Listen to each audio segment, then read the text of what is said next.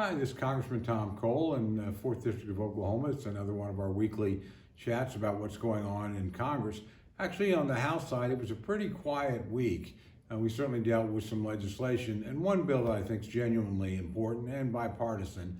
It's called the Allies Act, and it's to try to help more Afghan interpreters and contractors who helped our forces there have the ability to leave their country, since they're likely to be targeted by the Taliban, and come ultimately to the United States. So the House actually just moved legislation on Thursday to accomplish that goal. Again, very strong bipartisan vote, created an additional 8,000 visas on top of the 26,000 that have already been created, again, to assist Afghans who might feel the need to escape their country after the withdrawal of American forces and due to the increasing control over parts of the countryside by the Taliban.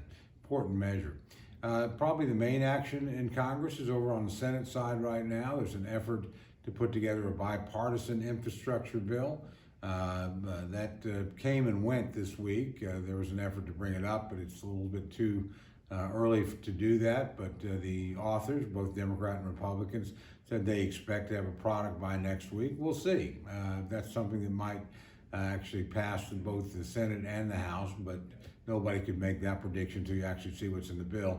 There's a second infrastructure bill that is a Democrats only effort, and it's under what's called reconciliation.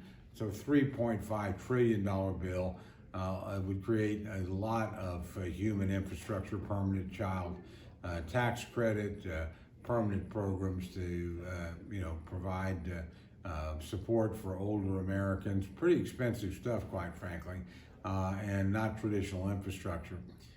Democrats, again, are ways away from an agreement on that, and actually was at a meeting this morning with the Senate Republican leader, Mitch McConnell from Kentucky.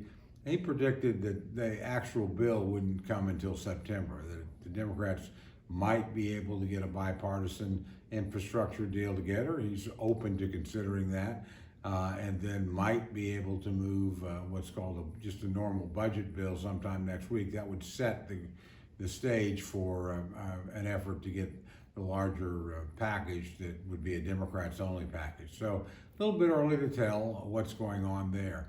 Last point that I would make today, or actually last two, we continue to get pretty disturbing numbers on inflation. As the government spends more and more and more, frankly, prices go higher and higher. It's really a hidden tax on the average person. So it's one of the reasons why Republicans are fighting so hard to make sure that we don't go on an even bigger spending spree than we're already on.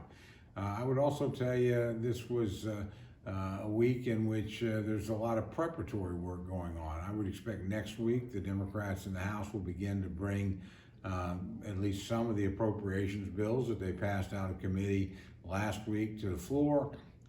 One of those bills is almost certain to involve the Hyde and Weldon amendments.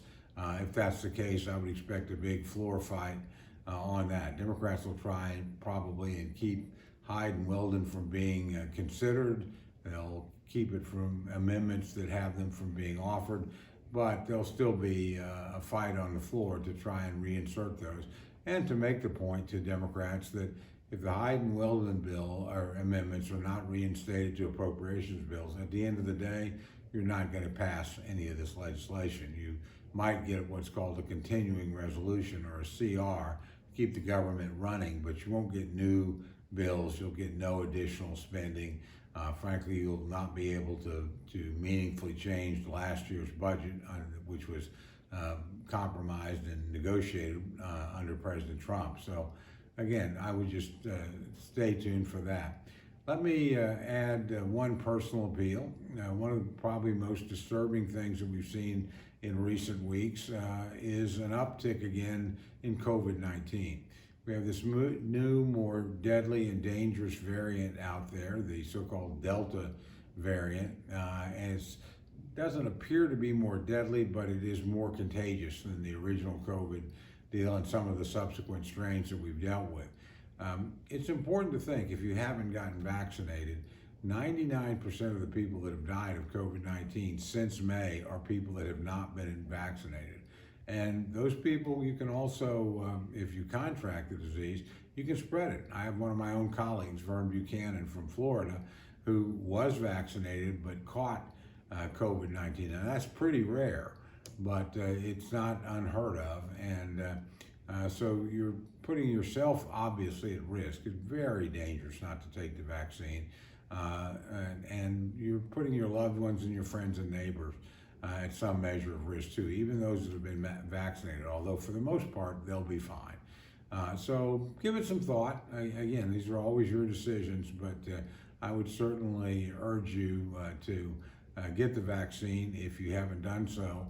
And, again, put your own mind at ease, protect yourself, protect your families, because the variant is, again, extremely contagious, and we are seeing quite an uptick in cases, but almost exclusively among people who have not been vaccinated. So if we can get that number down, we're going to protect a lot of Americans and a lot of Oklahomans. So please give it serious thought if you haven't done it yet, and again, be happy to encourage you, and our office certainly would be happy to direct you to places where you could get the vaccine safely and expeditiously.